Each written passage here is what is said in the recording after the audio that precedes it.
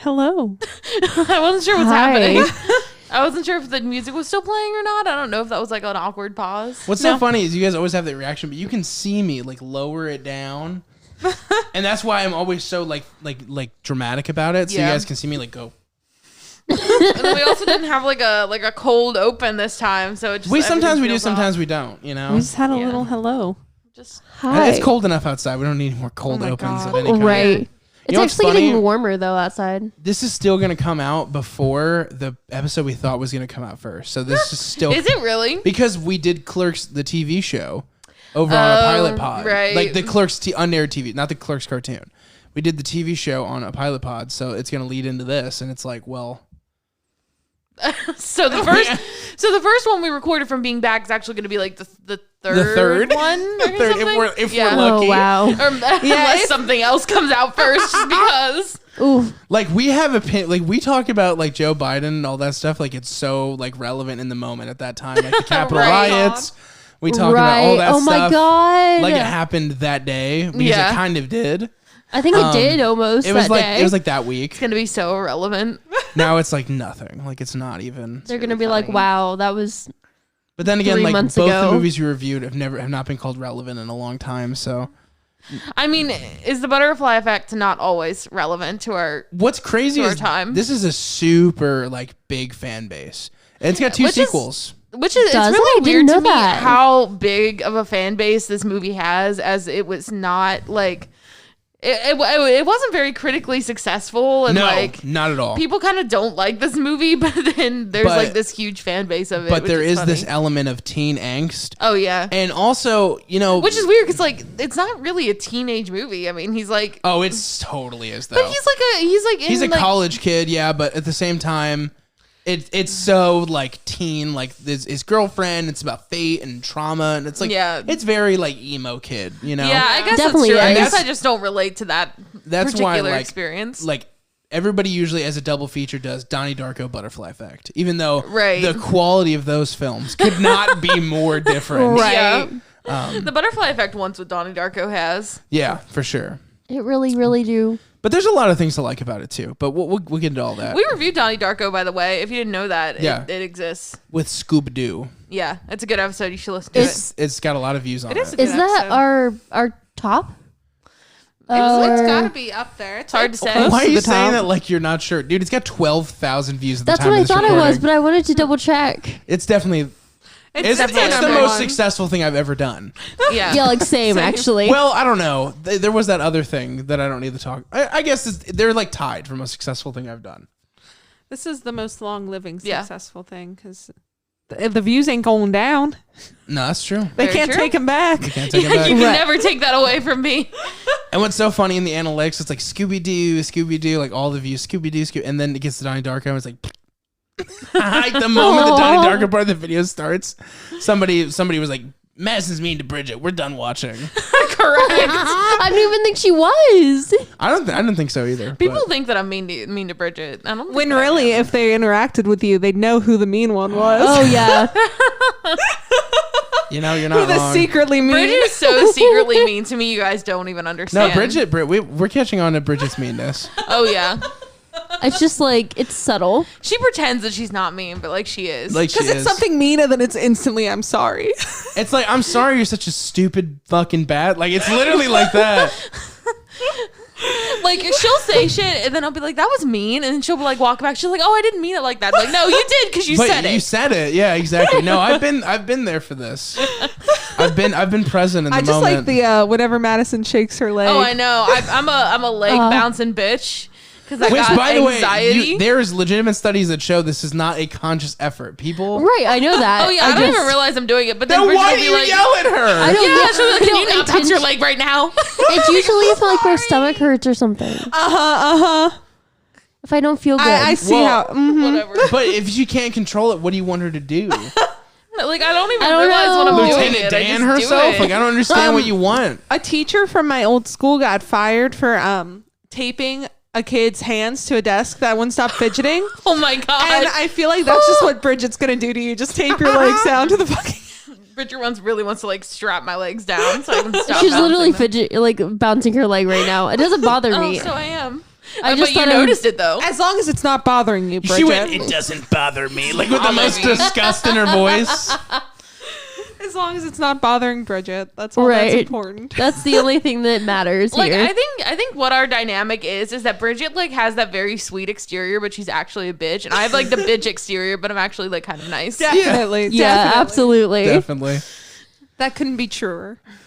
Well, anyways, that's not what we're here to talk about the whole time, at least. We're going to talk about Butterfly Effect and Clerks. Clerks. We are a movie review podcast. We review movies in full We didn't spoiler even say our reviews. names, dude. Well, I'm just getting that out of the way. I know. I there's just realized we didn't even say our names. a big cat just walked by. Is We it the have the same? window open in the studio. Yeah. He's gone now. We just did Was it the Damn. same one?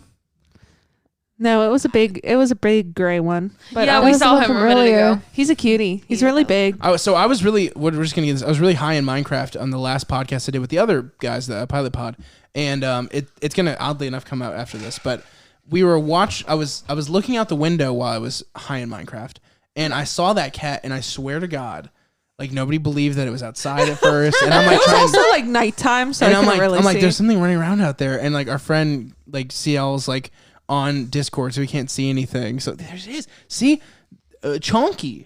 Chonky. Not Chonky, but He's Floof. a big cat. He's like the size of a dog. Sorry, we all have to look at this cat before we can continue. Big boy.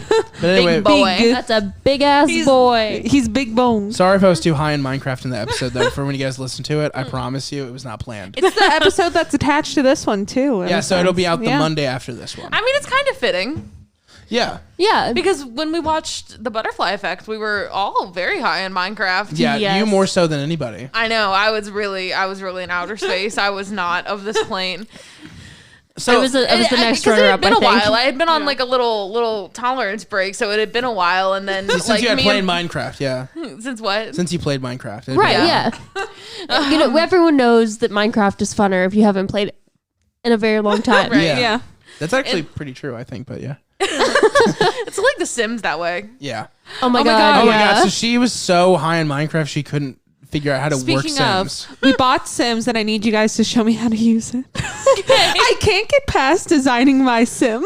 So No, we had the same problem. It's okay. okay, good. Bridget loves The Sims. I Okay, really, good. really So do enjoy we'll do it. a little Sims tutorial after this for our Great. own pleasure. But yeah, it had like been a while, and then me and Bridget decided to like split a 40 milligram gummy thing in Minecraft. In Minecraft, yeah. Well, You it guys was a came up. two-pack. There were some animals around. You guys are breaking down bricks. Like, oh my God, 40 milligrams, and then Right. each of your block selves took 20. Yes, Right. something And- like that. Yeah. And yeah, it was a lot. Yeah, you were. Okay. Yeah. So she was so high in the movie that like I would not call this film complex. Butterfly Effect. That's what we're gonna talk about right now. It's not complex. You know what? We didn't say our names. Let's say our names real fast. Madison. Franny. Bridget. And that's it. Logan. That's me. Okay. I was trying to pull a Logan, but I actually Well, forgot my name first. Yeah, and here's the thing. I said really fast, and I wanted to be really slow, but then I saw her gearing up to yell over me, so I had to yell it. Because that was the joke. I said, let's do it real fast. And then I was going to like literally pause for like 30 seconds. I was just gonna say, and that's it, and move on. Yeah, well, I'll tell you what. We tried that before. If you want, I can walk out of the room. You guys can take care of this. No, I'm good. Nobody liked the Grease episode. That's not true. I thought it was like the funniest liked shit. it. I liked it. I enjoyed doing it. Let me just back up that it may not be people's favorites, but it was one of my favorites. I thought I it was. love the Grease Aw. episode. I thought it think was me really too. funny, and Yeah, plus me I wasn't too. there during it, so I got to completely like. Experience it. I Experience still like it. Yeah. our one fan that said we should do a sleepover series, and I agree. Yeah, I thank agree, you. but I don't think anybody else Yeah? does. I don't know how good it will do with views, but But you know what? It's not about win or lose. It's about playing and having fun. In Minecraft. without me for some reason. Anyway, Yeah. because that excludes me specifically. Like it even said in the thing, like girls' night. So It's a girl's It's night. like it's about having fun and kicking Logan out of the room. Yes. No, we love Logan. And it's COVID times too. Like, where would you go? I would probably be in here doing the sound and just not say anything. Just quiet. I don't know if you could handle that though. I feel like you would want to say stuff. I'll do it right now. Here we go. No, thank you. That would be the worst fucking podcast ever. Is like you guys are just trying to get me to talk. Because we were And they're Logan, like, fuck please. him, move on. He doesn't want to talk. Just talk Fuck about him. the movie. We were also. I know when we try to make people talk on this podcast, we get comments about how we're mean, and my girlfriend obviously wants to die. Even though, like, which is correct, but not for the reason that they but thought. also, like, you're mad at us for trying to get to the person to do what this whole thing is. Yeah, I was. Sorry, we keep coming back to your comment. It'd be like if we did like a 3-legged race, like a potato sack race, and then the other person's like, I don't want to run. Like, well, don't make her. She signed up for this. Yeah, I just wasn't very good at. We better win, but I'm not running. First. We've all learned and grown. Yeah, definitely. I feel like this has really been very good for me personally. Yeah, it's been even if you all don't like me. We don't like you, actually. I think you should leave. It's caused caused a lot of people I don't know to try to be like, we should be friends now. I should move here and work for you. That's funniest. Insane to me. That guy, man. Crazy. I'll move here. What are you gonna live in my fucking spare room? I don't even know thank you, dude. Right, and also the world is it's ending. So like, yeah. It is. So yes, I mean, who's Why to say? drive? Why drive here? The world's ending. Why do anything? Is that the point you're trying to get Why to? go anywhere? Why do anything Just anymore? why? But anyway, yeah. So that's our names. Butterfly Effect. But you were saying it's not that complex. It's not that complex. Which I realize now. It's like looking back on it, I'm like, okay, it's not that complicated. But at the time, like, I could not process what the fuck was going on. Like, I understood that he was like time traveling in a sense, but I couldn't get my head around the fact that, like, to me, I kept thinking, and now I understand why this is incorrect, like, sober, but, like, to me, I kept thinking, if he goes back and changes the past, then he never would have gotten to the point where he would be able to do it. Like, you know what I mean? I was like, it wouldn't work. But it was now multiverse theory, time travel. And then now I get it. And then his power is that his mind fractures and he remembers all of reality. So the only existence of that reality lives in his head. Now that sounds like the most complex part of the movie, and it's literally not complex at all. This is if MTV made like a psychological thriller. Like it's really it's the drum line of psychological. It especially thrillers. feels that way due to Ashton Kutcher's presence. Yeah. Right. And here's the thing, like legit, he's not that bad in the movie. No, I think he does pretty good. I think he's fine. The only time where I'm like, ugh, is spoilers, by the way, guys. This is a spoiler podcast. When he's beating the brother to death in the one reality, he's like, "You killed Crockett," and like for me, like I get that it's supposed to be emotional, but he was doing like his angry Kelso voice from That 70s Show. Right. He's like, "You fucking killed the butt." It's just for Damn me. it, Jackie. Yeah. Right. It was just not. That moment was not great. Also, when he came in and was talking to the Aryan Nation, and he was saying like, it was just uncomfortable, horrifically racist things. And he's like, "Who should I blow?" Like, even, like, if you're trying to initiate yourself into prison, you don't come in with that much self-confidence. Right. He came in like, I'm indignant to suck some penis right now. Yeah, I don't think the way to go, and correct me if I'm wrong, I don't think the way to go is to offer to suck dick. I think it's not only that, but to come in and be like, all right, I ate Neil's for breakfast. Now give me those dicks. Like, that's kind of how he was. Yeah. That doesn't work. If you're trying to win over that, be like, I just want protection. Like, you do it tearfully. I'm not gay, but I'll do this to survive. But he came in like, I'm ready to get those dicks in my mouth.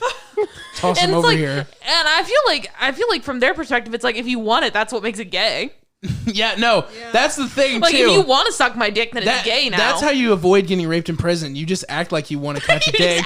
No, seriously. Because that's the whole argument is like, that's why they, instead of fucking each other because they're all horny, they're like, we have to rape the new guy because he doesn't want that. Right, it's gay if they want terrible. it. It's gay, but since it's like I never thought about that. Yeah, no. It's like a power thing. It's like it's gay if they want to. They want to get their rocks off, but they don't want to be gay because then that's a weak thing. They find it to be weak. So but if you're taking someone, if you're strength. taking it, because then that's not please gay. Please don't soundbite me saying rape somebody. That's strength. It's not. Don't soundbite that out of context. That's the most ridiculous thing ever. But that's how it is in prison, in a sense, especially in this fictional, over the top prison. Right, this ridiculous world. Yeah, where like, Also, he said like he didn't want to hang out with any insert racial thing here, but his only friend was like this The black Mexican dude. He was a Mexican gangbanger, but he wasn't black. I thought there was like a black guy in the prison with him. Nope. I don't know. I was high. You're thinking of American History X. God. You literally are, I think. That's the worst part. I think you really are thinking of it like not a joke. I can't stress to you all enough how much I don't quite remember this movie. She would stop us to like explain it to her, and it would be like 30 minutes of us, and then she kept complaining that the movie was taking too long to finish, but she was the one who always stopped us. I was upset because it took us so long to start. But even after we started it, we'd pause it, and you know why we'd pause it? Because I got confused. She was like, at one point she was like, if we don't start this movie, I'm gonna fucking lose it. The best question Detective Madison was on the case. Is that his mom? Wait a second, you'll find out. Is that his mom? Give them 3 seconds to communicate with each other. All she had done was look at her son while working on the car, and it's like, is that his? Hold on, pause. Is that his mom? Like, give it 10 seconds. I wasn't okay. And then at one point, we were all dead silent, like something really traumatic had happened in the film. I believe the character Lenny, we don't know what it was, but we saw him catatonic and like couldn't move. And it was after some event that we didn't see happen because of Evan, the character. Yeah, they're like playing with dynamite and shit, doing dumb shit. Yeah, but right. we don't even know that yet. All we know is that something happened and he's fallen. We knew that they played with dynamite. We didn't know what had happened with the dynamite. We didn't know that people had died. We just went from the... Madison kept telling me, he got hit with the dynamite, and he never did. But she was screaming it at me like it was fact. And then when I was telling her he didn't get hit, she's like, yes, he did. I saw it. I'm like, in your brain, because it didn't happen in this film. He was not struck with anything. I thought that he was injured because they were carrying him. Because he was catatonic, which I tried to explain He was to in you. shock. But you were too high. Him. No! That's what's so frustrating. I realize and we it talked about now. this for like 10 minutes. I realize it remember now, just but I'm being just like- telling you what I minutes. thought. I thought that he got hit. Because I had to pause it because I couldn't let her continue thinking that, because then the movie wouldn't make any sense. So I had to tell her in the moment he was not hit by anything. She was like, yes, he was. And I was like, I I'll thought that he rewind had it. And blood you're on like, no, him. you don't need to. I saw blood on him. And I'm like, I do need to rewind it because there was no blood on him. I thought he got And hit then with you it. just like accepted it, and you're like, okay, sure. I thought that he got hit with the dynamite. No, not at all. Not even remotely. He saw it and like fell to the ground. Well, I didn't realize. I mean, like obviously the movie doesn't reveal this until later on purpose. Yes. But like the reason that he goes into the state of shock is because they put dynamite in this mailbox in an attempt to like freak the neighbors out or whatever. Well, actually, just to see a mailbox explode. Oh, fair enough. But then this woman and her baby get out of a car and go and check that mailbox, There's and then another it explodes. cat in our driveway. Wow. And then it explodes and killing the woman and the baby. I was so, And so fucked he's up like about in that shock too. by this. I was Lenny. I was fucked up about it. But yeah, I thought that he got hit by the dynamite. But if I had known that was the reason, like that was what had happened, but it doesn't reveal that on purpose. So Yeah, I mean the whole concept of the film is basically the character Evan's like faced with different points of trauma, and then the idea of the movie is that he uses that trauma and works through it and betters his life. Like that's the metaphor of the whole film. Right. That makes sense. and like he has to me. these. And early in the movie, he has like you see his life kind of unfold, his childhood, and he has these blackouts when these traumatic events happen where he just doesn't remember. Yeah, so we don't Right. get like all the information either. right. And I mean, that's actually pretty kinda, common like, too. And the In a cool movie's way. good about hiding what it's going to be too. Like they just show like Evan holding a knife, and you're like, oh, is he like a killer kid? Like I remember Right. the whole time Madison was not annoyingly either. This is one of the funny things she did. She was like coming around and like saying, oh, so he's like fucked up, and I was like, well, we'll see.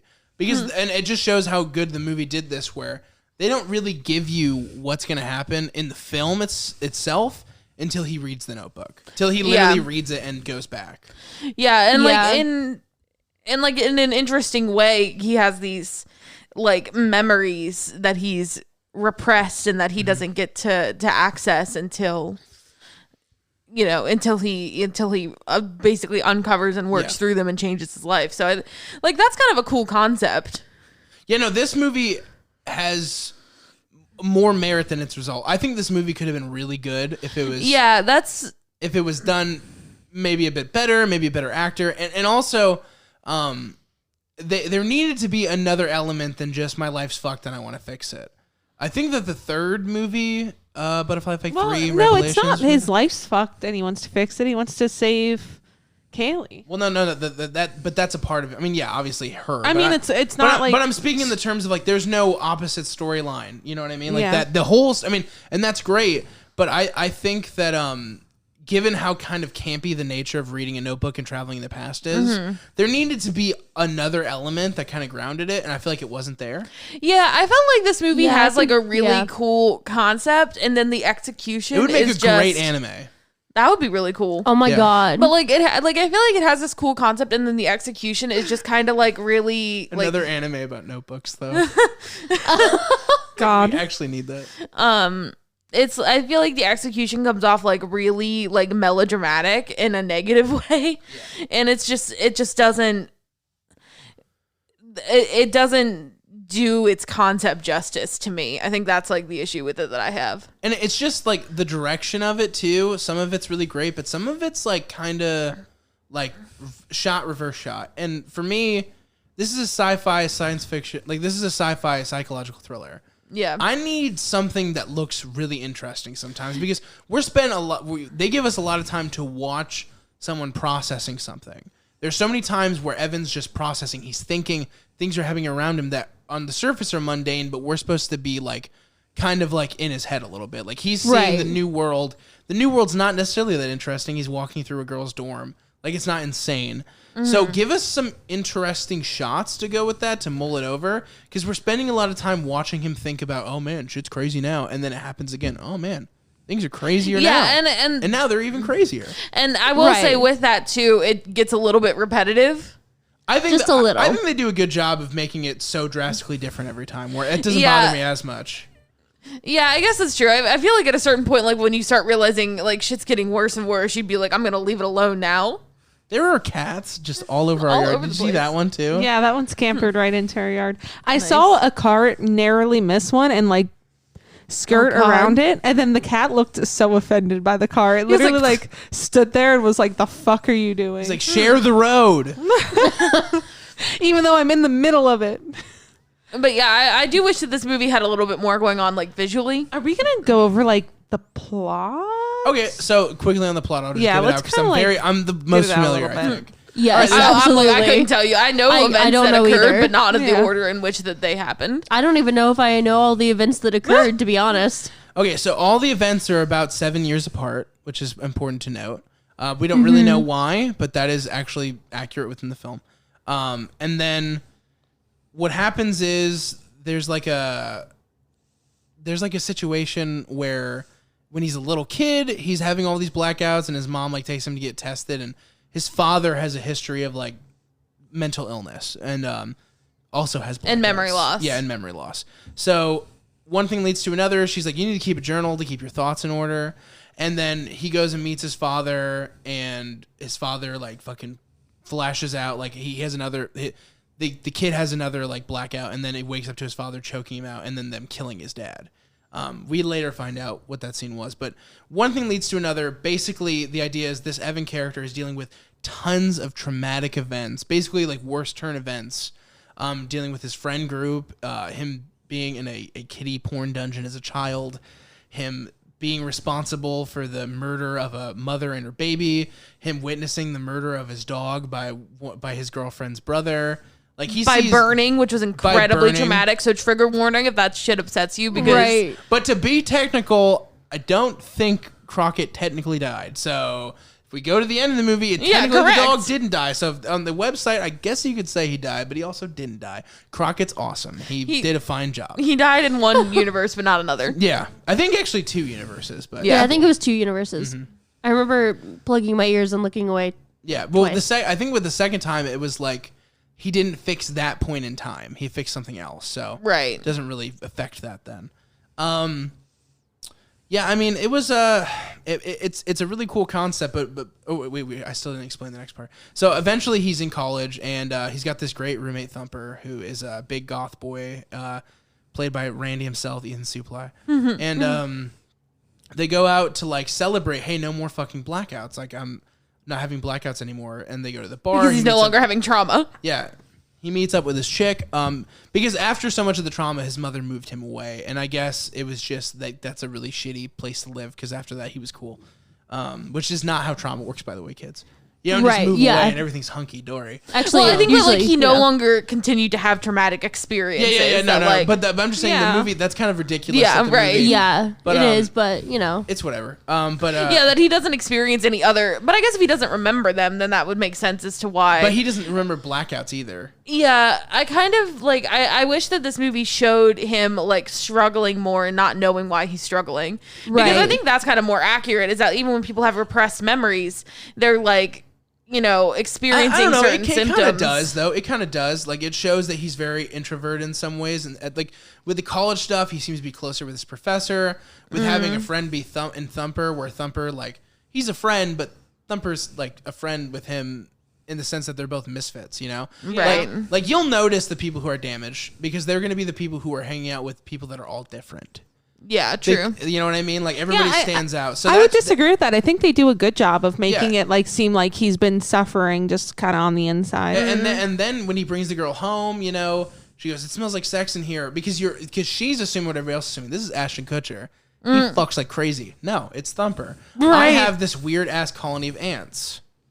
Like that was his thing. So he is like super introverted, and it does show that he like. Yeah, I guess. And then I also guess, the whole movie, like this whole concept in college is that he wants to study the brain. Yeah, y'all shouldn't listen to me because nuance Was lost on you when you was were gone Right. for me. You were fucked. This is a great movie to watch high, though. I think that it's got a lot of things to offer you, and in ways. There's a lot of another issue with this movie is there's a lot of comedy in it where comedy should not exist. a lot of bad dialogue. Oh yeah, A decent amount. I think Amy Smart is the chick, right? Is that who? yeah. Kaylee or whatever her name is. she had some. She was okay, but she had a couple deliveries online, like a couple lines where I was The like, kid actors are pretty bad. really? I didn't think they were that bad. I did not. I felt. I couldn't tell you either way. I didn't think they were that bad. Maybe the youngest Evan was kind of bad. I liked the teenager one though. He wasn't that bad.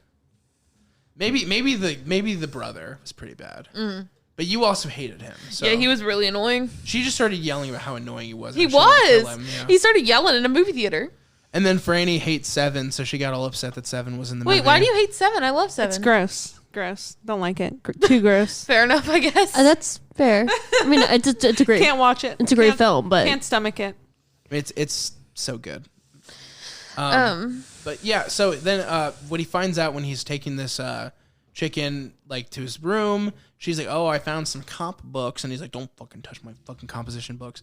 And then she's like, "Well, I'm gonna look through it," and he's like, "You fucking bitch!" And they like half wrestle, and then she's like, "You should read some of it," and he starts reading it because apparently he wants to get some poos, and when you read poetry, that's a good way to do it, baby. So he's reading Chicks it, love that. and then he starts telling like some traumatic shit that happened to him, and he like dozes out. And on the first time, he does not change anything because he doesn't know he can.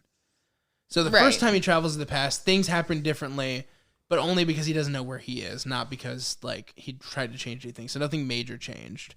right. But he ended up getting, I think, what was it, like a cigarette burn on his stomach or something like that? Yeah, and that's how he realized And that that's he how was he realized that changing Yeah, things that's can right. change. And so, and he always, like, his nose, like, hemorrhages after every fucking travel. Which, but funny fact, Tiffany, if you're out there, my sister, we got into an hour-long argument once. This is really funny. There's a song called Hemorrhage in My Hands. She thought that hemorrhages were hemorrhoids, and she's like, "Why is the song talking about hemorrhoids in your hands?" That's really call her funny. out that she argued with me saying that hemorrhages mean you bleed from your ass. Oh my god. Not accurate, No. Tiff. I won that argument all these years later. Thank you. You said thanks for coming to my TED Talk. Yeah, thank you for coming to my Tiff talk. My TED Talk. But yeah, so that's kind of the plot, and then he keeps going back and he changes things, and eventually what he learns is that like every change comes with a price. You'll never get a perfect future. You can't play God. And that's what he learns from his father when you eventually see the scene that is unchangeable, where everything was always meant to happen that way.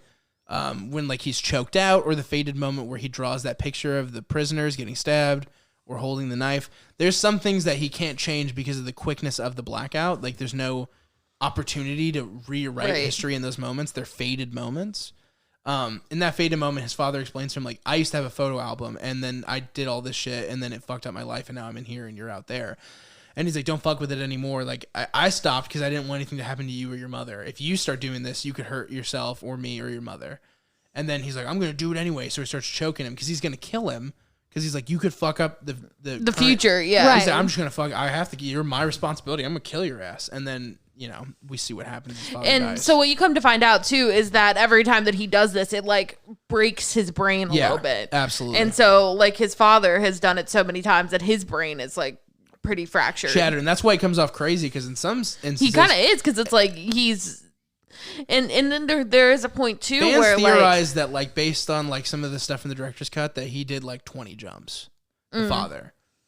And then like when there's a point where Ashton Kutcher's character is in a mental institution as well due to how many times he's done this and his continued blackouts and stuff, and the doctor's like, you believe you can do this like your father did, but like you can't really, and so he starts to question like, is this real, is it not real, what's going on?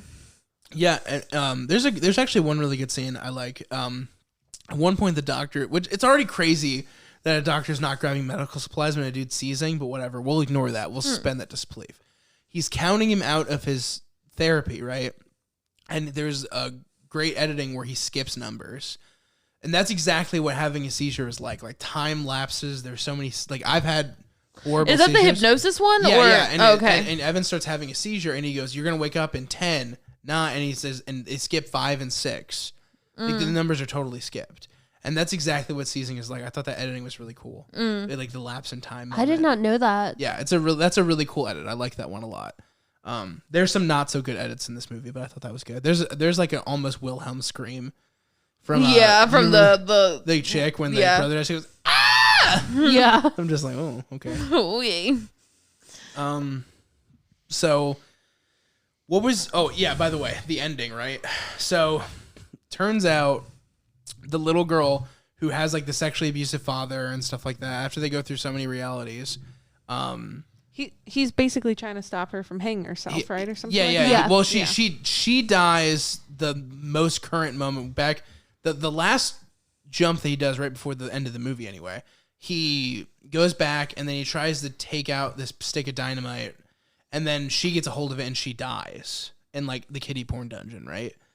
And then he's stuck in a mental institution, and he remembers what she told him, which is the only reason me and my brother live with my dad, even though like we could live with my mom, is because I wanted to be with you, and my brother was going to be wherever I was. So the whole reason all this trauma happened and she was, essentially molested and stuff like that is because she wanted to be with Evan because she met him at this birthday party.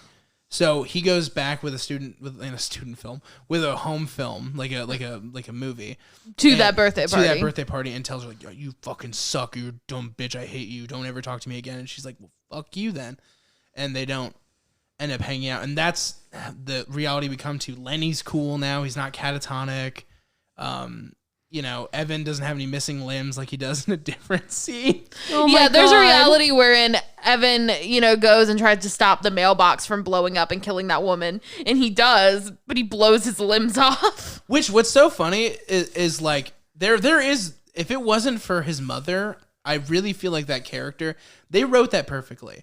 At this point, the character was so like self-hating that I feel like he would have just killed himself because everybody else was happy in this reality. But then because of everything, he saw his mother, and that's why he had to go back. Yeah. That's good writing, because that makes sense to me. I'm like, why would he want to go back? He literally doesn't care about himself anymore. Like, he just wants to end everything. Why wouldn't he just kill himself? Because that reality was perfect for literally everyone else. Yeah. But then he saw his mother chain smoking in the hospital. He's like, I have to fix this. And right. And even though at times that bit of time jump is like insane and ridiculous. Like the fucking granola bar scene. The granola bar scene is amazing. It's so funny, and it's like not even trying to be, but it's so fucking I don't know. funny. Maybe it was trying a little bit. It had you really like in all of your friendship, you've never tried to offer him a granola bar and see what happens. Like just now, it's like, want a granola bar? And then he crushes it with his fake hand. Yeah, it's so funny. And then when he wakes up and he's like, he sees Lenny and like he sees Lenny's with a girl, but he can't tell what girl. And then he's like, oh, things are great. And he starts getting up and he sees his fucking mutilated arms. God, I know. And he's like, what the fuck is this? And he does his Kelso yell. And I'm just like, fuck me. That's so funny, dude. It shouldn't be, though. Yeah, it shouldn't be funny, and it is. And that's like, oh, my God. But the end of the movie, anyway, is they've gone through all these realities, right? And we can elaborate more on that, but I just want to talk about the ending. So he finally decides, like, okay, I'm going to make it so we just don't meet. And then that everybody's going to live a good life. and he burns all the books of his past and everything, and Oasis is playing, and it's very dramatic. And then he's in New York, and he walks by her, and he has all of his memories still, so he knows who she is. And he makes the effort to not follow her, because he's like, well, clearly we're not fated to be together, because we could always change everything. So if we tried to get together, it would just be more torture for both of us. Right, like this is not supposed to happen. So he just walks the other direction, and that made Frani cry in 2015 so hard that she got mascara all over my favorite pillow, and I had to console her for 20, 30 minutes. Aww. She cried. Yeah. She cried. It really got me, man. And then, like, also with the trauma aspect, you kind of like, I mean, I don't want to speak for you. Yeah, I mean, like, this movie High really freaked me out because I do suffer from trauma blackouts really bad, and there are a lot of missing pieces in my life memory wise. So this movie just like fucked me up, bro, when I was high in Minecraft. Yeah. I was laying on the floor and just having a moment. But no, I feel like this movie is, as somebody that like suffers from what they're talking about, I feel like it does it like pretty well, and I'm not like offended by the way they do anything or anything, so I like this movie a lot. I kind of maintain what I said. Like, I like this movie in concept, and I think like what it is trying to say about like trauma is really cool. I just think that like execution wise it leaves, and there's a lot of good in it, like there really is a lot there's of good a lot in of it. ridiculous in but it. There's a lot of it where it's like, it feels to me, I feel like the people who made it still cared about that concept. I just think that this is a matter of incapable hands. I really don't mean that in a mean way. The fact that they it's made all the hand. they're all the fake hands. Like in this movie's concept is the granola bar. They're just like trying to grab it, but they just can't do it. Like I always think back to like, there's so many good indie movies out there where they were great in concept, right? Like you were so excited for it, or even like big blockbusters like Bright. There are some great concepts out there, and there's talented people working on them, but sometimes it just isn't the right mix. You know what I mean? Yeah. Michael Keaton in White Noise is a bad decision. It's a good concept for a movie. It's got decent ideas in it. Not good. Ashton Kutcher in The Butterfly Effect is just not it.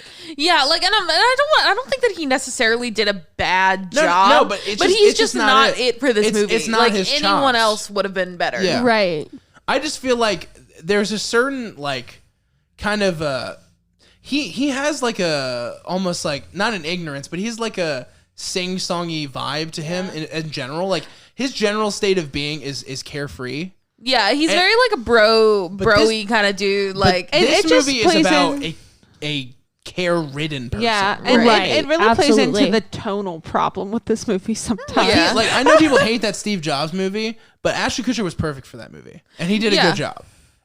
But with this, it's just it's not the right person. Like I would have casted so many people before him. Yeah, there are just so many other people that could have done this, and I think that it would have helped because when it's Ashton Kutcher, it's like it's Kelso, and so it makes it like very like melodramatic and ridiculous. But with like a different actor who maybe had that more like more gravity, like it would make it just kind of gel a little better. Which isn't to say that Ashton Kutcher is the only problem with this movie. There are a myriad problems, but he's just one of them. And people like I get that those kind of actors that have that like carefree kind of pretty boy aspect to them.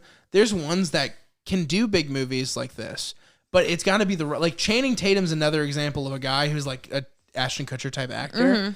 But you can put him in serious stuff if you give him the right role. Right. You know, it's just like he's great in like a Tarantino movie. I won't say what one, but like you know what I mean? Like he's good in moments. I think that this was for him to carry, which is I was going to say this was a lot for Ashton Kutcher to carry because he's really like because the other characters aren't super developed. Like we don't really know a lot about their internal lives and things like that. So like you know who'd crush this movie and it'd make it like a whole level higher for me? Ben Affleck.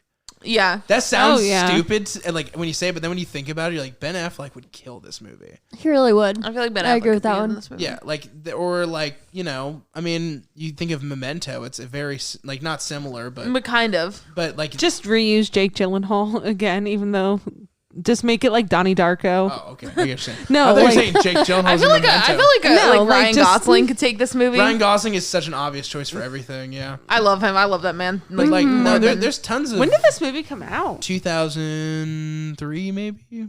I don't know for sure. You gotta It was check. pretty early on It's in the early 2000s. for sure. You can tell. It feels like it with the You- fucking Oasis playing. 2004. 2004, dude. I nearly. You were nailed that very shit. close. and I had no idea. That's impressive.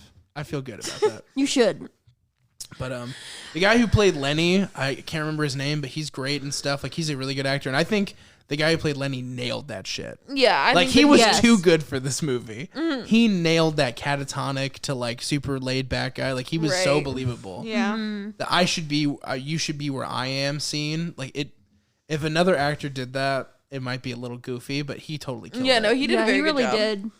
Something that's interesting about this movie, and I still don't really know how I feel about it. Like, and I think it would take a sober viewing to decide how I feel about it. What's the timer? What were you saying, Madison? Keep going. sorry. Is the editing. It's like there's not really like transitions, and then that's done on purpose because it's like he blacks out, so he's missing chunks of time. Yeah. So there's not really Right. a transition from one moment to the next. It's just like a very sharp cut. But I will say that watching it while high in Minecraft felt absolutely insane. Yeah, no, this is Absolutely. It felt like if you remember when you were a kid. If you're like our age, if you're older, or if you're younger, then maybe you don't. But those like viewfinder things where it was like a circular reel and you put it in the little slot and then you clicked the shutter and it would like be different images. It literally felt like that. Yeah, that's a good point. Yeah. It definitely does. It the felt little like absolutely viewfinder insane. binoculars. Yeah. Yeah, it felt absolutely insane, and I was like, "Oh my god, the editing in this movie is driving me fucking It's bananas." got some kaleidoscope vibes. Yeah. You know? Absolutely. But Like at times it's kind of cool, and at other times it's kind of jarring. But it's like also meant to be jarring. It would take me being sober probably to like form a full opinion on it. But I think it merits a place in the discussion. yeah. I think there's gonna like even if you don't like the movie, there will be something in the movie that you do like. I think that's the important thing to say. I agree with that. Like the reason why Madison has nothing to say about it is because she was so stoned. Beyond, But like, if you actually watch it, you might be like, "Oh, that's terrible and that's terrible." But I like this one thing. I don't There's know, one but thing I- that people attach to for sure. I would say I think that probably watching the sober, I would have a worse opinion of it probably. I don't maybe, but Just now that you've because I already would seen be, it too, just because I would be more critical of like the flaws in it, but like because I was so out of this realm, like it was like such an experience that like I'm more okay with like I don't remember the bad things. I just remember like going batshit insane about it all. So yeah, yeah. I mean, fair enough. that's how I feel. All right, let's rate it. I will give it a solid 5 out of 10. I'm going to say 6 out of 10. 7.5 out of 10. Nice. I would say for nostalgia purposes, it's gonna be like a 7 out of 10 for me. Just because I can find a cozy place to watch it because it brings me back to the time in which I watched it, you know? Yeah. Yeah. And it was like Which- one of the first thrillers I ever saw. Yeah, Aw. which like it doesn't have that for me because like this is the first time I ever saw it. Yeah, Obviously, like so. for me, this is technically, as I call them, a thinky movie, and it was one of my first thinky movies ever. And if you know anything about me, that's my favorite genre. Yeah, It it's is. thinky. It really did put me in the thinky movie realm. So Yeah. I will always appreciate it and kiss at its feet for that, you know. Yeah. But it is kind of terrible, especially Ashton Kutcher, and it's some parts of it are really terrible. Not that he's like a bad actor, but like what the fuck in some of Yeah. the scenes. All right, we're gonna take a quick break and then we're gonna come back with Clerks, baby. And welcome back, guys. We're talking right off the bat spoilers, obviously, yet again, just in case you skipped to this. But if you haven't seen Clerks, you're really missing out. You should really just watch Clerks. So, Absolutely. in Highlands, New Jersey, in 1993, So we'll preface this by saying Logan's going to talk about Clerks, and we'll occasionally chime in with a thought or two Right. when we can. Logan is mega fan. I am. He's the Clerk. This podcast doesn't happen without Clerks Yeah, I think that's true. because I realized a long time ago that Kevin Smith is my career model, and I took what he did to heart, and I said it to Madison once, and I think it was before we ever did the podcast, and he always says, surround yourself with people that say why not instead of why. Like when you pose an idea, everybody should be saying why not to you instead of why. And I've held that so close to me. And that's why when I was making this podcast, I was looking for somebody who would say things like, why not? I'm the biggest why not bitch in the world. And that's You definitely She are. really I'm down is. for literally anything at all times. because nothing comes from discouraging an artist by being like, why would you do that? Why would you try to make a blog? Why would you try to create a movie? Why would you do that? Well, why not, you fucking bitch? Like, that's what we're here to do. Right. And as a Right. result, we have a I mean, I would say, especially for a first year podcast, this podcast has done pretty well for us. And I also, would it's definitely been agree. one of the most fun things and one of the most fulfilling things that we've done. and one of the craziest like times in all of our collective lives. Yeah. Like And it's really Right. like built our friendships too, because Yeah. like when we Oh, started definitely. this, we like knew each other, and hung out a couple times, but we weren't like super close friends. Yeah. Like, Madison Yeah. came over to hang out because of the promise of creating a podcast. yeah. It wasn't like we were I hanging don't know out if before. that's necessarily the reason. Well, I mean, maybe not the reason, because but the the first reason time you we were ever invited. the first time we ever hung out was we went and saw Parasite together. Actually, After I told you I wanted to start a movie podcast. I feel like it really bonded you guys, like talking about the movie podcast. it really more. did. I'm not saying you with the promise of joining it. I'm saying you But were because, like, you were yeah. intrigued by my opinion of movies because I said, well, I'm starting a movie podcast. Right, And you're yeah. like, that's cool. yeah. And then I mean, I definitely was like, I want to start a movie podcast. yeah, and then you're like, I want to do it, and I'm like, well, maybe. And then I made a joke like I'd have to see because It Chapter 2 had just come out. I'm like, I'd have to hear what you think about It Chapter 2 first. And you liked all the same things. I'm did sure I about it. said gay rights. Yeah, no, literally, and it was you liked mean- all the same shit about it Yeah. that I did. So it was like, and then you saw Joker too, and you hated all and liked all the same things. Like we were on the same wavelength. Yeah. So I was like, oh, it's happening. But that only happens, and I only have the courage to do that because Kevin Smith was a guy in 1993 who went and saw Richard Linklater's Slacker and found out, oh, this was an indie movie made in Austin. People make indie movies. I'm gonna fucking do that. So he starts reading up on how do you make a movie? How does one start making a film? And he like, oh, you should go to film school and like learn specific techniques, and you should do this and that. And he's like, well, I don't want to go to a real film school. So he went to a 9-month course that he never even finished in Vancouver. Wow. He met Scott Mosier there, who would become his lifelong producer and collaborator. And he basically read this article while at film school that people brought to him. And it's like, what the best way to make an indie film? Make it with something you have.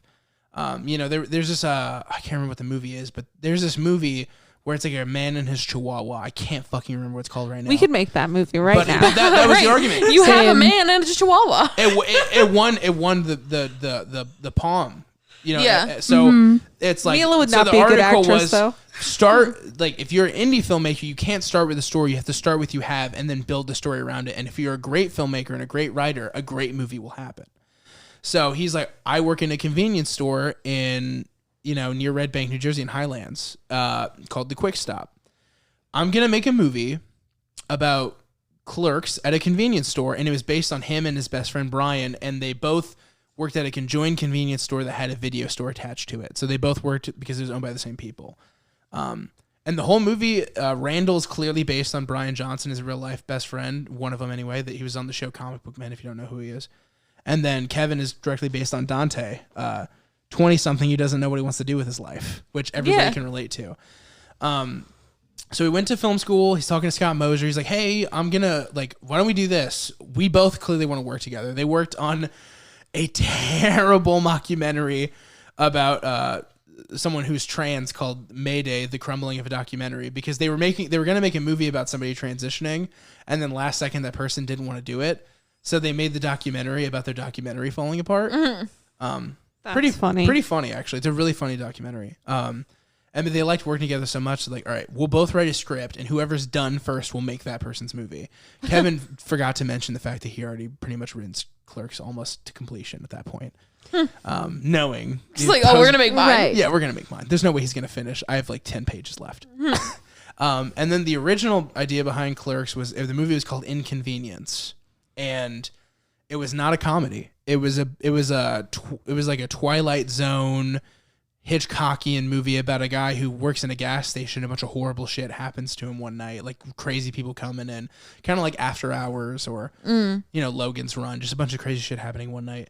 And then what happened was he starts writing dialogue based on the conversations he has with his real friends, and their nerd culture, or even just like an angsty teens dialogue, wasn't really represented in film in the 1994. So This movie has like a unique dialect to it. That's really interesting. does. Which like watching it now, you know, older, because I mean I've seen this movie before when I was younger and kind of like getting into movies, and watching this movie now older, like I realize how much it influences the way that I like talk to people. Yes. I completely see that. I did not appreciate this movie my first go around, but we just rewatched it and I loved it. Best compliment Bridget ever paid me was you talk and sound like Kevin Smith. Yeah, and I because thought that's because I live at the altar of Kevin Smith. I've seen Clerks more times than I've done most things. Like just things in general. And there's a cat on like Franny's car. There was a cat on my car. There's multiple cats on your car. I can't see. I have to get up. You Hold gotta on. get up and see. What the This fuck? one's still on That my one just car. jumped off and there's one still on there. Oh my god, look at them. Wow, there's just a chunky. look at her tail, dude. It's huge. Oh, I know. That one's so cool. It has a big fluff tail. This calico. Should we just do a podcast about watching the cats in my neighborhood? Just rating the cats. Yeah. That No, one we is should not, they're all 10s. But anyway, We should have a 10. TikTok account that's just us rating the cats in your neighborhood. back to what Bridget said before, though, about like you're just like Kevin Smith. That like connected with me in such a way, and then that was. I mean, I'm not the person who believes in like signs or anything, like in like fated things. But for me, me being on a podcast with you guys, and then somebody saying something like "you remind me of him," makes me feel like I'm doing something right. I think you Yeah. are. I definitely But think yeah, you it's are. just funny to like look at this movie and like see how much it's like influenced the way that like I am as a person. And and I mean like this movie and other movies, I think in the same way that you watched a lot of Kevin Smith movies in like your formative movie watching years and it influenced you. I think that was me with our boy Quentin. Yeah. And I think it shows really badly. Yeah, and I'm it so does. sorry. It does. It does, dude. It like shows really bad and it's like I apologize. Sometimes when you walk in the room, you don't hear it, but there's a little faint boogie woogie guitar playing. Oh, in my mind, the boogie woogie guitar is always there, baby. You're holding like a black coffee, like, but it's just a droplet in a Dixie cup, and you have sunglasses on. Oh, yeah, and there's constantly. a boogie woogie guitar playing. Literally, like, Hawaiian shirt. like every time Hawaiian shirt. like I'm just walking around, and just in my mind, it's just like bow, bow, bow, bow. Yeah. Jungle boogie. Yeah, no. That's me with Kevin Smith. That's me in my mind. Absolutely. I mean, like, literally, I want that nickels and dime song. I always forget what it's called. I want that played at my funeral. The beginning of this, like, with your nickels and dimes. Yeah. And what's cool is this movie is it's what we're doing right now. It's a bunch of friends. They came together like at 3 a.m. and they're shooting this movie as just fucking nobodies, making a whole ass movie that gets into Sundance. Which, like, how That's many podcasts have we insane. recorded at 3 a.m? Like, exactly. a lot. Yeah. Like, So an many. intense amount. Just like because of our schedules, just having to fit it in whenever we can. Right. Just Right. like Logan was telling me about how they had to do it at night because They had to do it at night because they had to do it when the convenience store wasn't open. And that's why at the beginning the shutters are closed, because they had to have a reason to have the shutters closed at night. So that's why so smart. I wouldn't even Right. thought of that. and that's why the black and white, even though they I was did gonna that say, to that's why save it money, makes sense to be in black and white because it it's saved money. nighttime. And then after they had already gotten the black and white camera like permits, after they had already like acquired the rentals, then they realized, oh my god, if we didn't get black and white, this whole movie would look fucking dumb. So Right. it's just pure Right. luck. Now let's talk about the actors. So the way these actors came about is it's Kevin Smith's personal friends like Walt Flanagan playing like 5 characters first off. Yeah. I mean, you might notice now. the egg guy. The egg guy is also the I'm so highly offending guy. Also the cute cat, what's its name guy. They're all the same dude. I didn't even. They do a pretty good job of like Yeah, Walt tried. He gave inflection. He's not an actor, but he was like, I'm highly offended. And Yeah. it's like, like, I know that you guys would totally do something like that if I was making an independent. We would totally, like, we would do multiple characters and do stupid voices. And then the actors of Dude, Dante. these cats out there just following each other around. I'm sorry. I know, dude. I can still see them. The 2 that were on your car, Franny. The black one's just like following the little calico one. It's really cute. I love that. They have little packs. They're like, Aww. I don't know. They're like you and Bridget, just like 2 ladies traveling around. Yeah. Because the calico's got to be a lady. Right. So Unless it's a like really, really, really rare. yeah, it's like a less than 1/10 of a chance. Like it's Right. They're following Yeah. each other around. The calico one keeps turning around to like look at the other one. It's really They're cute. bounding around. Oh my god, I just saw I'm so them. sorry. Those cats are so distracting. Oh my god. We What have was to I shut saying? the blinds. Like, What was it? I was saying something. It's fine. I forgot what I was saying. Oh, Oh, no. about So- Walt Flanagan playing multiple characters. Yeah, he plays multiple characters, and at this time, oddly enough, the character Randall was based on, Kevin and Brian were in a fight. So Brian Johnson was not involved with this movie at all. And it's crazy because like literally the character of Randall, things that Randall did in the movie, he really did in real life. Telling a customer, like making the money bet, I bet you won't get that video. That's something Brian Johnson really did. That's hilarious. oh to my me. god. Yeah. Or like what was another good moment that was out of the we gotta leave the store to go to a funeral. Or at one point, which was cut from like the script, but he wrote this bit where one time Brian Johnson was covering for Kevin at the actual store. And he's like, you have to be here by noon because I'm going on a picnic with my girlfriend. And he's like, okay, I'll be here by noon. And he was like 10, maybe 20 minutes late. And Brian had left a sign on the door, store closed due to bubonic plague. He put that sign up on the That's door. funny. And the police came and like Kevin got the fine for it. So that's why the smoking thing is in the movie. They changed it where like the Randall selling the girl a cigarette and then Dante getting the fine. Like Kevin got the fine for the bubonic plague sign. Yeah. And he had Why to did pay they it. find him? They find him. It was like domestic or like terroristic threat, something like that. Inciting panic or whatever. Inciting panic. Yeah, there you go. Something like that. Wow. Yeah. So that's They don't fuck around about that shit. all of this shit is based in truth, and he really did have like a struggle with like a really nice girl, but being super into this girl who's not that great. Like all this stuff's so based in reality, and I think that's what makes it so earnest and believable. It Yeah. really is. It's very, very earnest. Very, very believable. It's like the characters are so like, oh fuck, I'm Dante, Madison's Randall. I know. I'm like Randall to an upsetting amount. she really Yeah. like Definitely. if That's- like and Logan can vouch for having been like my like supervisor person. Yeah. Like my And, fucking like, and- work ethic is not When, there. when like, Logan me got in too, trouble for you saying cunt at work. Yeah, exactly. And like I Oh am my so God. I am so the guy that like came in on his day off and like is put on all this responsibility and like isn't a big deal, but like thinks of everything in concepts of big deals. Like I'm so Dante. But And then I come in an hour late in my Yeah. Birkenstocks. Have to go back out and change my shoes. the customers are always wrong. Well, or I think one time he said, except for the customer's a bitch or something like that. And I'm just like, okay, Madison, you do that. You keep reading Reddit at work. You're supposed to be looking at cameras for people's safety. Yep. Anyway, But yeah, definitely just me coming in hour late Birkenstocks. You still want me to clock in, or you're like, I'm no, like, go out to the change." car and change. You're not clocking in and then going outside and taking off your fucking Birkenstocks. This is ridiculous. You go outside, put on new shoes, and then clock in. You don't get to do this. Also, I want to say, in true lesbian fashion, I went out there, changed from the Birkenstocks to the Doc Martens because those are the two shoes I wear. That's you alternating lesbian designs. that's really the two shoes that she has. One too. from Your two vibes. So, Socks in the streets, docs in the sheets, baby. so anyway, so when Kevin was making the movie, he's like, okay, it can't just be me and my friends. I have to have people try out and be in this movie. So he went to like, I don't remember what, it was like a little cinema, like Highlands something, or I don't know if it was Highlands, but he went to like a mini cinema, pulled all the play kids out and had people try out. And then Jeff Anderson, who plays Randall, was just there because he frequents the video store and talks to Kevin. Heard he was making a movie and he's like, oh, you guys are having tryouts? There'll be a bunch of hot actor chicks there. He did not want to try out. That's insane. So somebody was like, come on, Anderson, just read. And he read for Jay because that was one of the castable things, even though he wrote the movie. He wrote that character based on Jason Mewes. Jason Mewes wasn't sure if he was going to be in the movie yet. He was very scared too. So he was trying out Jay. Obviously, he didn't get it because it ended up being Jason Mewes who played himself.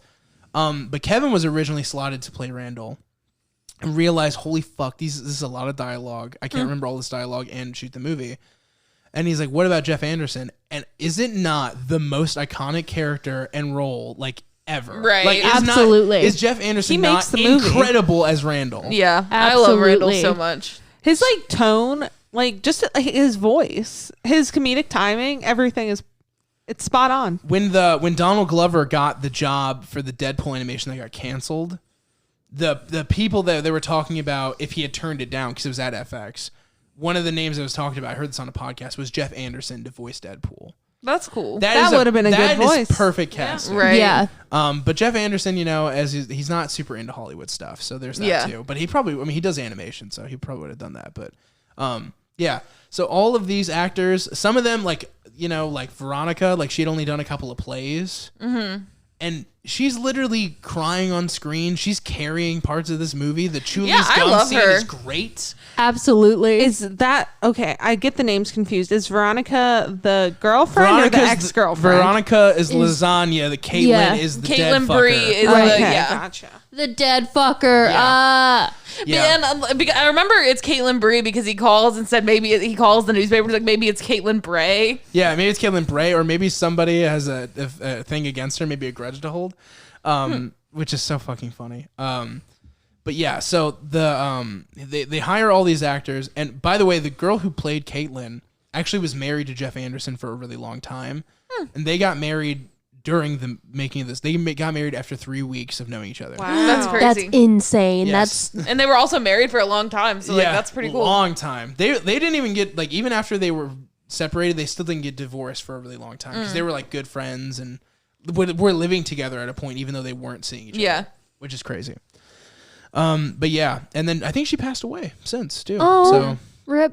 Yeah, I know, it's sad. But yeah, so like. What's crazy about the movie though is that even though it is kind of campy at points and like yes the acting isn't amazing, but like they carry this movie for not being film actors, not a fucking one of them. That is some impressive ass shit. I feel that the campiness, especially Dante. I feel that the campiness of the acting is appropriate for what the movie is and like for the silliness of the dialogue and the scenarios. Yeah, like I just think there's so many. I feel like Clerks, aside from the overall storyline, which is obviously Dante juggling between whether he wants to be with Veronica or Caitlin. And also the larger question of like, what are you going to do with your life? What are you going to do with your life? Right. Yeah, exactly. Do you want to stay stuck where you are or do you want to move on to bigger and better things? Like, I feel like that's already a good movie. But what makes this a great movie is the iconic moments. Yeah. When they're going through, like, you think customers at the video store are bad, and then you talk about the customers that are in the store, like annoying customers, or you have the milkmaids or the school counselors. There's, I mean, like, those are so fucking iconic. Yeah. Where, like, it almost felt like he was making memes before memes. Right, and the register sign, too. I've seen that other places. So the register sign actually has a bigger thing, though. The original ending of this film is that... It says, like, if you're going to shoplift, tell us. And the original ending of the film is a guy walks in wearing a ski mask saying, hey, I'm going to shoplift you, and shoot and kills Dante. That's the original ending. Oh my God. Which is really bleak, and I'm glad that the movie didn't end that way. I feel like that's kind of almost a lazy way to end this movie. It's like Kevin said, he just didn't know how to end it. And when he sold the movie... one of the things that they were saying was like, hey, dude, we got to change this ending. Just end it after he does the walk and then says you're closed. Like, that's perfect. That's a perfect ending. Yeah. And the only thing that happens after that is the scene where the guy comes in and kills him. So, like, just end it there. But fun fact, before this movie was, like, bought, the person that they wanted, like, the people that were, like, the main ones who could possibly buy it was Harvey Weinstein, right? I know. Mm-hmm. Harvey fucking Weinstein. Here's how stupid Harvey Weinstein is. He walks out of this movie twice. Why? Because he's an avid smoker and he feels the opening scene was targeting him. What? It only took until a pretty intern said, please watch past this. That's a true fucking story. That's so ridiculous because, like, there's a point to it all. Yeah. Right. Oh, yeah, for sure. Yeah. And it's not even really anti-smoking either. Yeah, it's just the fact that the Chuli's gum guy is a fucking asshole. Yeah. And you deal with people who get on their soapbox when you work a job like that all the time. So, you do. Absolutely. And then, like, them being mad at him for selling the cigarettes. Yeah. It's like, bro, I just work here. Right. Yeah, and it's like, but, and I just want to make something very clear. Every movie that is attached to Harvey Weinstein that Kevin Smith is a part of, he gives all of his revenue to charities involving people that deal with, like, sexual abuse in the workplace. So that's cool. I think that should be noted. And it's, I think even if you are even if you're not a Kevin Smith fanboy, like, you have to acknowledge, like, you can't just cast off the movies now because Harvey was involved, because these movies are now actively doing something to combat that. Yeah. So, right. For me, I still will watch something even though it says Weinstein Brothers on it, but only... Yeah, I mean, especially to the degree, like, you can't get away from it either. Like, yeah, it's everywhere. That was why he was able to do what he did, is because he was so steeped in everything. You right. know? Like absolutely. He was in every fucking movie. I mean, all the Tarantino flicks. You know? And, like, it's like, you can't, I mean, like, it still exists. Like, and it's a part, it's a history. Like, Clerks is the best independent comedy of all time. Yeah. I don't care what anybody. People can say Slacker is great and it inspired it. Sure, people talk about Swingers a lot with Jon Favreau. That's a great movie. SLC Punk, whatever it may be. Clerks is the best, definitively, because it spawned the genre. There is no Judd Apatow without Clerks. Yeah. There is no Seth Rogen 40-year-old virgin. There's none of it. None of it exists without Clerks. Yeah, Because- I mean, it really like did something different for like the way that we were making independent movies and like the way that like dialogue was written in those kinds of movies and like and movies were always so. This is something you want to be and aspire to. Like these characters are people you find interesting but don't have in your real life. Kevin Smith's brilliant because he's like, you can say you and your friends are these people. He is the and, like, definition of relatable comedy. and like I mean, and like Clerks is kind of I don't know. It's like kind of almost a movie about nothing. Like Yeah. not a whole lot happens, and so like I don't know. Kind of what I almost compare it to is like what kind of Seinfeld did for being a show about nothing. Like Clerks is like a movie about nothing, and those are both like things that I love. I love Seinfeld and I love Clerks. So And like, that inspired a lot. yeah, And I mean, like, there's so many iconic like statements. Like there's nothing more referential than Clerks. You know what snowballing is. You know what in a row means. Like the 37 in a row. Yeah. That's Yeah. I mean, it's and the hockey on the fucking roof. yeah. Like which is something they apparently like there's some truth to that. They like played hockey in like the parking lot one time. Yeah. When they were closing down. So, or all the Gatorades, like they used to like drink stuff off the counter all the time. And so like the reason why the movie is so awesome is because even though it's bonkers with the, you know, the fucking necrophilia moments and the funeral, like there's tons of crazy shit in the movie, yet it is so grounded in like, oh yeah, I have a friend like that say something like that. Or I've done a thing like that in the context of being upset, or like the movie literally opens with a guy falling out of the closet, and yet it's the most relatable movie. Right. Something that somebody would never. Nobody sleeps standing up in a closet, but it's so well written. You buy into like the campy universe that he's built for these characters. Yeah. And also, Jay and Silent Bob are the most iconic gay rights duo of all time. I know. Absolutely. Which is confirmed. Yeah, So- even in this first movie, it's like so gay rights. It's not even funny. And you know there was a trope started in all the Kevin Smith movies where Silent Bob is always the one who gives like the emotional info and like, the good information. So in this movie, the reason why Silent Bob says it has nothing to do with what he wrote. Jason Mewes is such a terrible actor in this first movie that they did the scene like a billion times and you just couldn't get the information out right. Yeah. So Kevin's like, I'll just do it. And then that became a trope all the way until Clerks 2. No spoilers about Clerks 2, just this one little thing. Where Jay finally is the one who gives the information like it was always intended. Yeah. He's the one who, like, Silent Bob's like, I got nothing. And then Jay says something. Yeah. Yeah, and I love this movie, like, all kind of takes place over the same day, and, like, I think that's really cool. Like, it very much, really like, is. is a self-contained thing, and I like that a lot about it. And, like, for people who, like, I don't want to say that me and Madison are, like, I don't know. Like, we're not, what's a nice word for it? Like, we're kind of full of shit in a way, but not really. Like, we're very, like, cerebral in the way we talk to each other and very witty, like trying to always outwit each other. Yeah. It's so relatable when these characters like him and Veronica are like laying down and like they've just constantly are witting to Right, death or just back like and going forth. back and forth. Like that is how people talk. People like to act like, oh, he's just trying to write the most extreme dialogue. Like, no, I feel like that's But how I talk we to definitely talk that way. Like all Right, four of us for talk sure. that way. Yeah. But especially me and Madison, we do it to a fault where I'm sure it annoys people. people. Yeah. Like, can you stop trying to win the conversation Yeah, already and exactly. just, like, be a person? We're always trying to one up the other person what they just said. Wait, I can be wittier than that. Watch me. I'm funnier than you. I'm literally gonna outwit this whole fucking conversation. And, like, as much as, like, I'm Randall and... Well, Randall does it too, all the time. Well, no, I know, but I'm, like, saying, like, is it, like, as much as, like, I feel like I embody that character and you embody, Dante. I was like, why couldn't I get his name out? It's because he's supposed to like feel like he's in hell in the original script. So Dante's Inferno. Right, and it's like, as That much makes as, sense. as much It's as clever. I'm Randall and you're him, why is Franny so much Veronica? I know. With the lasagna. Right. When we were literally eating lasagna today.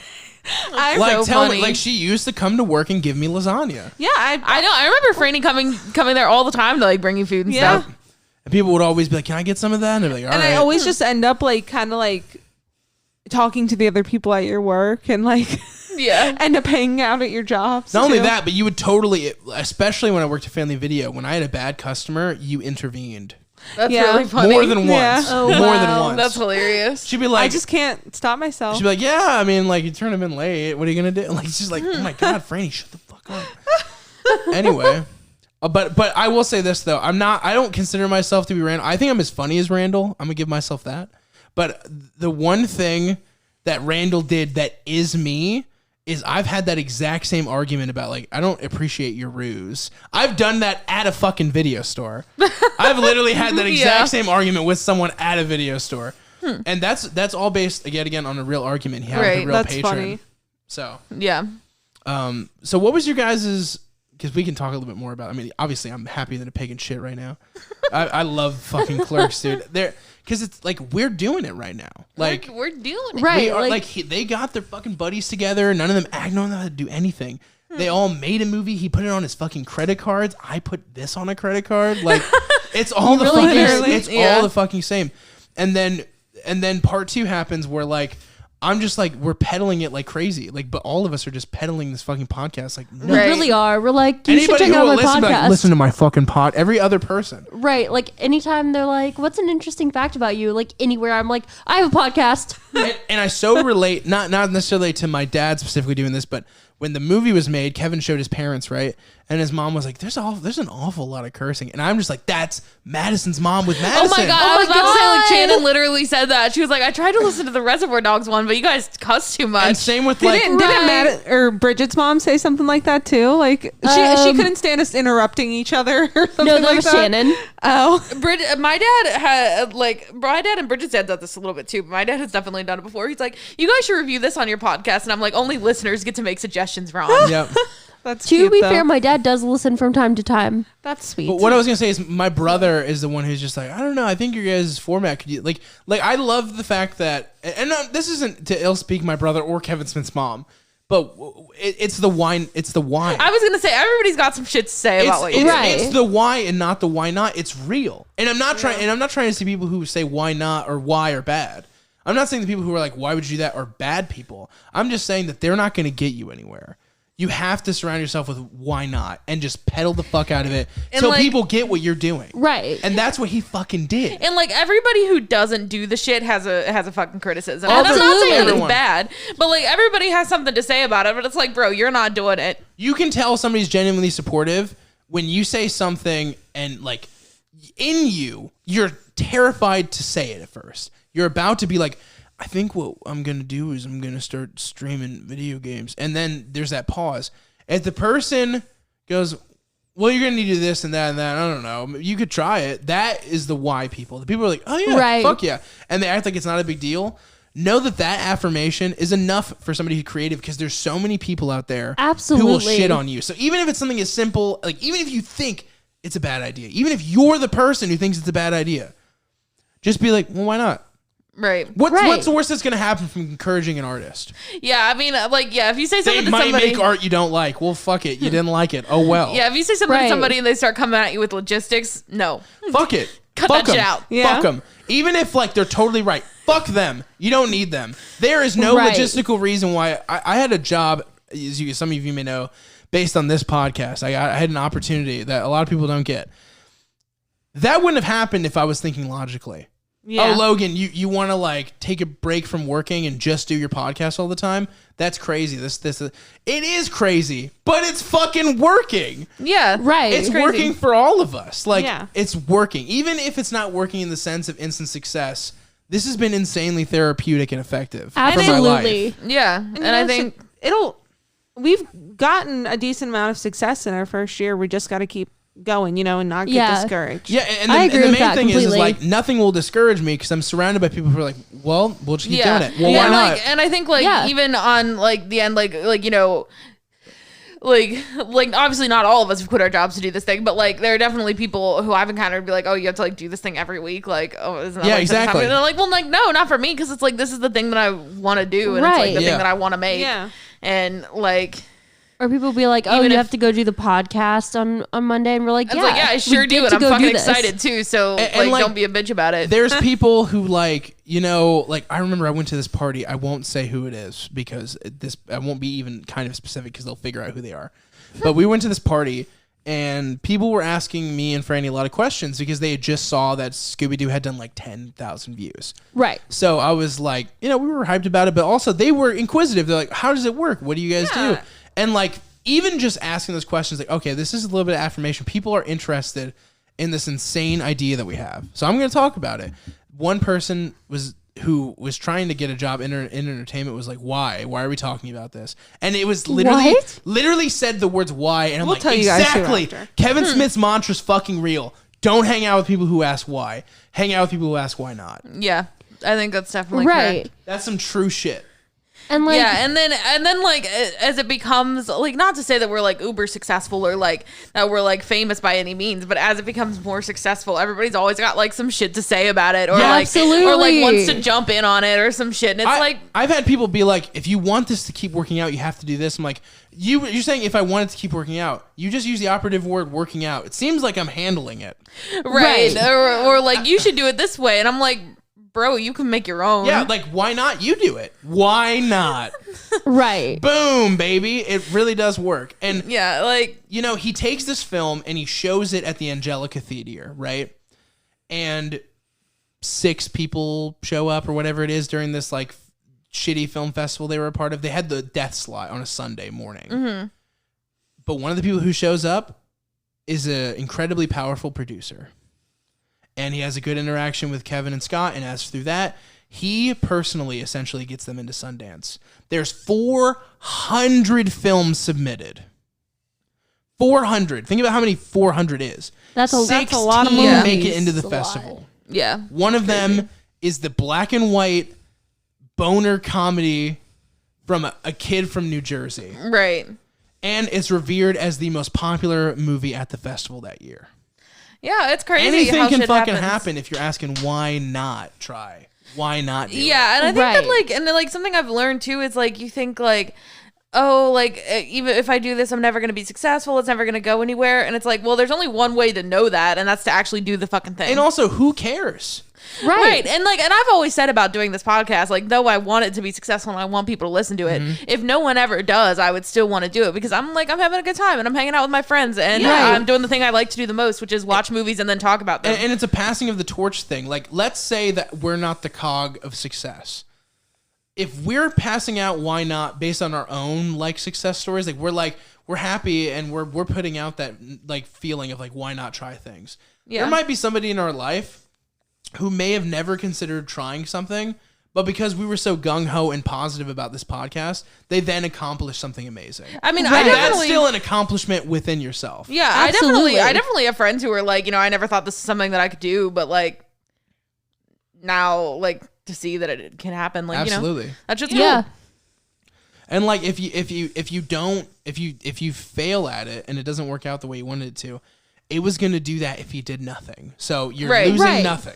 Yeah, and like that's what I'm saying. Like you always think like it'll never work out. You won't get anywhere with it. And it's like, well, you never know that unless you try. And like though I'm like really glad that like I ended up right here in this spot. There were a lot of things that I wanted to do when I was younger that like people told me like that's not practical, it's Yeah, not I know. realistic, and I didn't do it. Yeah. Like I mean, for me, I mean, I like this will surprise exactly no one, but I really had it in my head that I wanted to go to like film school.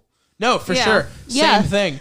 I remember I was literally, or for me, it was like my band. I had a band. Yeah. And we were all super committed, but it was just the fact that everyone around us was like, oh, you guys aren't that good. You guys kind of suck. And it's like looking back now, we were in 8th grade. And we Yeah. were That's writing, insane. We were writing songs. Like, that's something. And I Right. remember that time so fondly. But at the time we were doing it, it felt like I was going against the grain and I was doing something uncool. I'm in this band that not a lot of people like. People think it sucks. Oh, I suck. And in retrospect, I'm like, oh my God, I was in a fucking band in high school and I get to tell people that I used to be in like a shitty metal band in high school. And like I made real connections and friends through that. And I learned a lot about the creative process and collaboration. like if you're not in a group, I think, like, no offense to Madison, but I think that she's like me, but she's learning it at a different time than I did. Is the collaborative aspect of like doing comedy and stuff. Yeah. And like doing performing is that you have to let there be give and take. Yeah, I think you that's want to true. be the It's- funniest, you know, you have to Yeah. let sometimes other people have It's their hard moment. for someone like me, but yeah, I mean, but that's why you do stuff like this too, Yeah. and like it's because And- it teaches you something. Exactly. And like, yeah, I don't know if you're like for the people who are listening, like if you have some like weird crazy idea, like people are always gonna have shit to say about your fucking endeavors. People are always Right. gonna tell you like, oh, it's not gonna work, or like, oh, when are you gonna make money off of that thing? Like, what are you gonna do about this? And it's like, don't listen to that shit because you know, and like you said before, if it fails, then you've lost nothing. Yeah, and like what Right. happened? Like when you're dead and gone, and you tried all that stuff, like because you're constantly worried what people are gonna think. When you're dead and gone, what are people gonna think about? They're gonna be like, oh, he tried things and failed at them. No one's gonna think about that shit. It's the same. Right. thing And with, also, like, who cares? Because you're dead anyway. yeah, so but fuck also 'em. it's the same thing with like, you know, like if you show a bit of like niceness or softness towards somebody, like if you're being nice towards somebody who's creative, what are they gonna think about when you're gone? Oh, he was nice. What an asshole. Like just do the things you want to do. Put an effort into like creating something if you want to create something, and don't give a fuck about whether it lifts. Don't give a fuck about whether people think it's cool. Do it because you want to do it, and it's gonna be great. And that's why Clerks, because a lot of people, I'm telling you, like I'm sure, especially after he made the movie and people watched it, like even the people who were in the movie for multiple months didn't do anything in regards to it after it was shot. They were like, I guess that's just out there. And like the guy Jeff Anderson played Randall thought it would never be seen again. And it changed his whole life. I mean, Right. he even let himself get a little negative about it, and he said he regretted it because he wishes he would have been more a part of like touring the movie, going to Sundance, stuff like that. And that's just how you should be. Yeah, and like even if what you make is bad, just keep making it because that's the Yeah, only way to fuck make it it. better. Make your bad art, do your bad dance, sing your Yeah. bad Right. song, like do whatever Especially you if want it to do. makes you feel something. It makes you feel Yeah. good when you're doing it. You Like- know, And it's people not will hurting surprise anyone. you. Bad art Yeah. is better than no art. That's the other what I thing, saw too. on TikTok, and I love it. The people who are supportive sometimes, this is what's really fun about it. You think, there's a friend in mind, Damon, love you, who I thought... Gonna just call him out. Fuck it, he knows this is true. I thought he was going to be like, why are you doing this? Why? He is insanely supportive. Give people the Aw. opportunity to be supportive too. Yeah, like for like sure. you'd never know. Like it's or with Kevin, it's Walt Flanagan. This dude is one of the most negative, conservative style dudes who like never thinks anything is gonna work out. And what did he do? He showed up every day for production. He wrote Kevin letters while he was in school. And he played multiple characters. You never know crazy. who's gonna come through clutch for you. Yeah. Right, absolutely. And I mean, I'll say this from like my personal experience, and this is a little bit of a self plug, and I'll plug it at the end too. But I just started an Etsy shop, and I'm like painting Yes. clothes and stuff, and Oh my God, I'm it's having a lot so of fun cute. doing it. And so I like started an Instagram to post the things that I'm like painting and like let people buy them. And the first thing I posted like that same night, somebody who I hadn't talked to in like years, because like we went to school together, and then she graduated, then I graduated, but actually like bought it. So like that's crazy. That's awesome. Yeah, And, like, It's it's just really wild. cute. Like it's just crazy Just because like I kind of like thought like I don't know that anybody's really gonna buy it, but you know I'm making it, I'm having fun, so I might as well just put it up there anyway.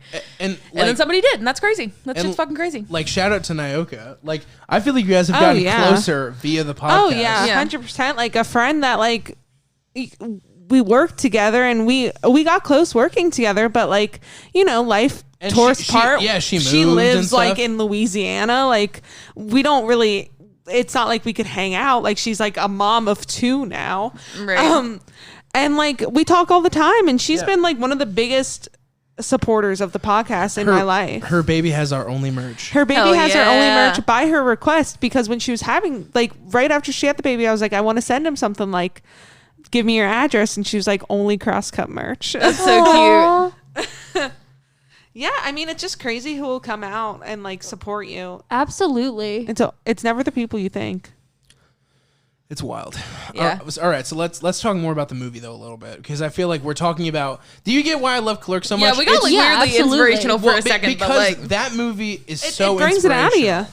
yeah, Like that is just a fucking guy who went and made a movie, and he put a bunch of debt on credit cards. And while he's watching it premiere at a theater, he's watching like people not be into it, and like there barely be any people, and he's thinking, "Oh my god, I just put so much debt into my credit card. I'm never gonna get out of all this. I'm debt. never gonna financially recover from this. No, he really did say Right. something along those lines. But then he had a moment of like pause, and he's like, "But you loved who you were when you made this movie. So pay off all the debt, but let yourself do this again one day." He said that even in the worst, like where he thought he was Good fucked. for him. Right. And That's then amazing. Then the next day, Hollywood called. Literally 24 hours later. Yeah. That's It's insane. crazy. And it just takes a lot of courage to like make something and like to It put really it out there in does. the world Yeah. and like let other people look at it, because it's like that's your baby, dude. Like you made it Right. and you feel something about it and you're like so emotionally connected to it, and they'll let other people see I'm it. sorry, there are so many cats. I know. It's insane. I've been watching the one with no tail. One just ran straight up the street. Like ran. That's the tailless one. Aw. But But yeah, like and like letting other people see it and like write mean comments under it and like Yeah. Oh, we love your mean Right. comments. Oh, I really do. We love them. We really do. I think about them like I think about the ones that are mean and accurate, and they're my favorite ones. Like the one that said that like you're trying so hard to be cool, you're not cool. You review Scooby-Doo movies, like that one cuts me to my. Every time I get a little bit too like big You just for like my write bridges, it on your mirror. like stop trying to be. You're trying so hard to be cool. You're not cool. You review Scooby-Doo movies. there was one comment It that was kills like me. I don't know. It was a short story. It was so long for me, and it was under the it was under the Pride episode 1. And this dude or woman, I don't know, obliterated me, and I was like, okay, this is important. I was like, I'm devastated, but this is important because I don't get like a lot. Don't start writing negative comments, but I don't get a lot of them. I think I just fly under the radar, you know. I don't know why. Maybe it's because I'm the odd man out, like literally. Yeah. But that comment was like the harshest comment you could ever fucking read. And then the I person remember deleted that. it, and I just want to say to that person, like, I wish you would have kept it up, and I'm not mad at you about it. Like, I'm really not. Like, I don't even really remember that comment specifically. it was like, I remember it happening, but I don't remember what it was. it was like just like really like It was long. taking every like opinion I had and putting it through the scope of being completely biased about film. Yeah, it came. And- It really did come for you. It really came specifically towards like my biases and my blind spots, like almost as if he like created me in a dungeon and knew all my flaws. Like I'm like Like you're Frankenstein. fucking- yeah, I was gonna and say Frankenstein. Like I'm Frankenstein's monster and he's Dr. Frankenstein. Like he knew all of my little nit. Like Right. Like just the thing of like, oh, so you watch movies, but then you talk on like boards on the internet and basically call it like dumb lesbian. I'm like, I don't really do that, but like in a sense, there was a scene where it was like it was kind of bro, my opinion. Like it really was. I mean, it was because I don't understand. It's because Yeah. I'm not a woman, so I don't understand. I think that Yeah. that's okay for me to admit, but in the moment when you're reviewing a movie, you got to look at it through your critical eye, Right. and you just miss stuff because I'm a man reviewing a woman a movie through the female gaze. I'm gonna Yeah. misinterpret things. Absolutely. And he I mean, destroyed me on that. And like Like- I was like, fuck. And it was I was already feeling kind of bad about something else, and then I read that. I was like, and it was a book. I was like, fuck. It keeps you humble, dude. But it does keep you humble. It really the do. wise do keep you humble sometimes. Yeah. You can't hate them for it, but You don't can't- surround yourself. you can't in have them. you can't have your why nots without the occasional why Yeah. thrown in there. You surround Right. yourself with why nots, but you can't avoid whys. You can't just step away from them. And ideally, the people who you create your shit with are also the ones who are gonna be like, no, I mean, it really depends. like people who are gonna like tell you straight up when they think like, okay, maybe you shouldn't do it that way. Maybe you should like try something different. Oh, he's so cute. He has a little stubby tail. Right? I like that one. Oh. Anyway, Sorry, I totally but- lost my fucking train of thought. I saw that cat. let's talk about everybody tell their individual favorite scene. I will not go first because I can name anything. So Okay. Let me think about it. Mine is when Randall is talking to the customers in the video store, and the lady specifically, he's like, who's asking if he knows if it's any good, like the movie. yeah. Yeah. He's like, oh, Because- those ones suck. Yeah, and that's the best. You know, Like- one of my favorite scenes is really just like not a very action filled. Sorry, did I cut you off? Just a little I bit. totally A little did, bit, didn't it's I? okay. I'm not I was Sorry, like, continue. damn. My bad. I was just in the zone. No, you're good. I was just gonna say that I really like that scene because I have worked way too many retail jobs and jobs with the public, and I just want to be able to like be like fuck off. Yeah. You know? Pause. Don't really pause, but how great are these lights right now? I know. I've really been vibing with it. It's getting really- darker outside, and it's really nice. I really like looking at the tapestry behind you guys. Yeah, it's It dope. changes. It's great. I love how when the red happens, it makes the room dark and it comes We back have out. color Yeah, changing it's cool. lights that are rotating colors right Yeah. now. It's It's really really cool. I great. like it a lot. It's very calming. It's like Yeah. it's not like flashing, so it's like a fade in and out, and it's really Yeah. nice. And here's the reason why I think it's a good idea that's in here too is we'd spend a lot of time in here just talking. Sometimes we need like a stimulus, like a fidgety kind of, you know what I mean? Absolutely. Like usually it's something like people are drawing or something, but I think with the lights, we're all kind of like still zoned in, but not distracted at all. Yeah. Right. So that's nice. Absolutely. Anyway, Franny, what were you gonna say before? You know, one of my favorite scenes is a scene that nothing really happens in. I just really like the scene and like everything that happens right after when Dante and Veronica are just like sitting behind the counter and just talking. I also like I that just really scene. like that scene. It's very, I think the it's very dialogue's real. really good. It's Yeah. really real. Like it doesn't feel like you're watching a movie. Like I just really like that scene. And like, let it be known that you've Veronica'd me as a Dante before. I've Like, definitely and you're it, like, you and it need just to like get, made you me. need to move out. You need to do this, and I'm just like, but what if I don't want to do that? What if I want to bitch about how I can't, and instead of just doing it? I just really like that because I mean it's just real and raw, you know, but like definitely quippy. Like they're just trying to outdo each other conversationally. I don't know the dialogue. I just like the scenes where you slow down and really get a focus on the dialogue. And it's like, and he really did that to make it cheaper, but also because the man is a great dialogue writer. Yeah. Absolutely. That is his strongest because it's because he shoots the shit with so many people. He's able to get the real reaction out of people. So in every conversation he has, it's like a real conversation, you know? Right. It's why he's a good interviewer. That's why his podcasts are amazing. Not as good, not as good as ours. No, I'm just kidding. He's literally the best. But I wish I was half as good as his. Shut up. I love him. Or like at least we were like 100th as famous and popular. You know what? Why not, baby? We'll get there someday. We just got to keep trucking. Yeah. Trucking. Keep on Trucking. trucking. That's what I have to say to myself when I'm doing homework and it feels like You say it in insurmountable. like a yeehaw voice, like keep on trucking. Sometimes. See, whenever I hear that, I think of Reservoir Dogs, and I say it in like the K Billy super sounds Yeah. of the '70s. Just keeps on trucking. Keeps on trucking. Yeah. I Your think favorite scene. my favorite scene is when it's kind of similar to Franny's. It's like when Randall and Dante are having this like conversation, and Randall's like, "You always say that, you know, you can't do it," and like him talking about like, you know, you keep saying you're not even supposed to be here today as if you have no agency in deciding to be here. And like I don't remember the scene exactly, obviously, but I really Yeah. like that scene because I do too. because That's great, yeah. I've had that exact conversation with so many different people in my life where I'm just like, you create your problems and you get to decide whether how you're going to react to the things that happen to you. And Randall embodies there is a distinct responsibility of being carefree. Yeah. Where you have to actually show that you're making a conscious effort to not care. Yeah. Like, it's not as simple as, like, I don't care. It's as simple as, no, we have to not care. Because our lives are short. Randall is, like, the embodiment of, like, you need to take it easy. You need to do what you want to do, not just what you think everybody wants you to do. Which is like very much who I am as a person. Like, Absolutely. I don't like to a fault. I will leave shit that I feel is not serving me, or like shit that I feel is like not making me happy. You're a job hopper. I am. Yes. Someone actually, I quit my job because I hated it. Without having a backup plan. So that's just Fair. kind of the things I do because But we were life okay. is short. I was depressed and it wasn't going well for me. And I want to just what I talk did. about my favorite scene.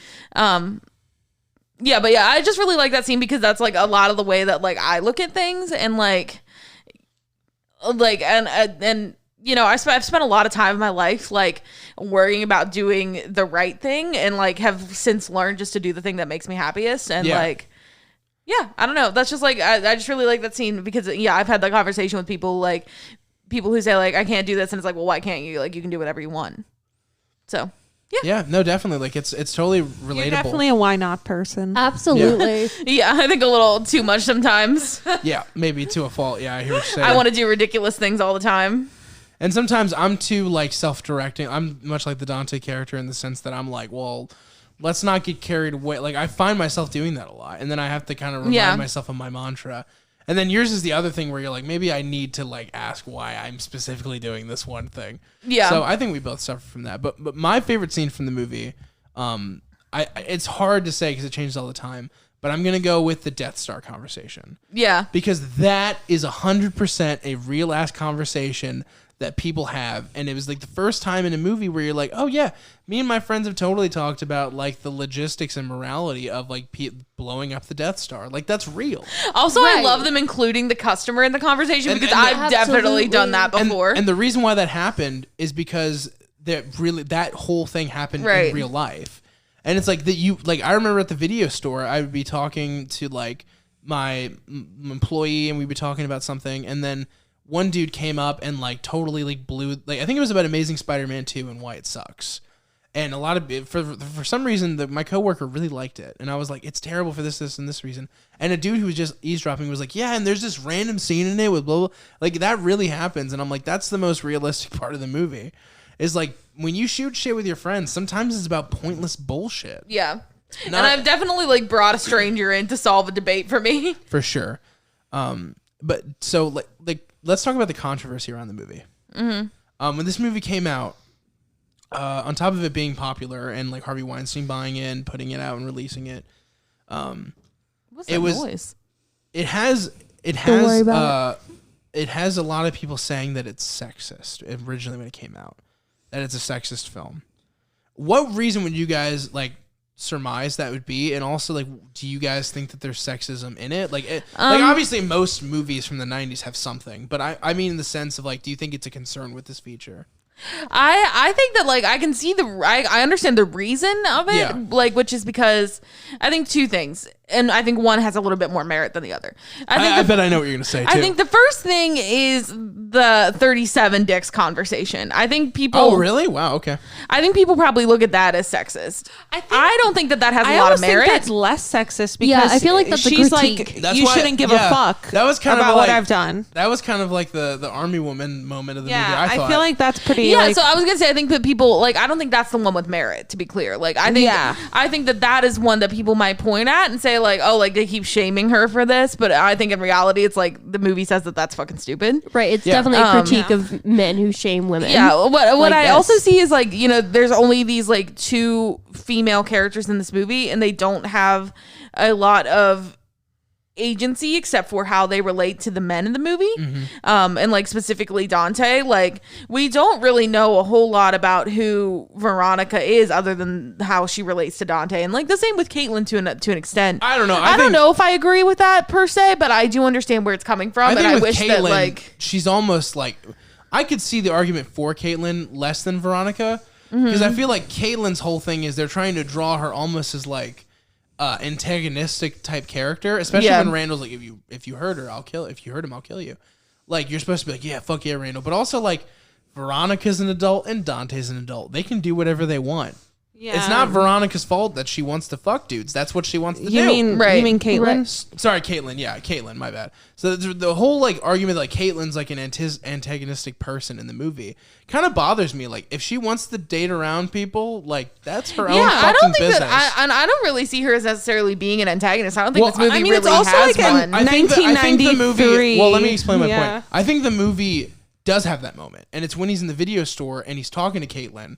Yeah. And also later on when Randall approaches Dante and is like, why'd you fuck it up with Veronica? Why were we trying to fuck around with Caitlin?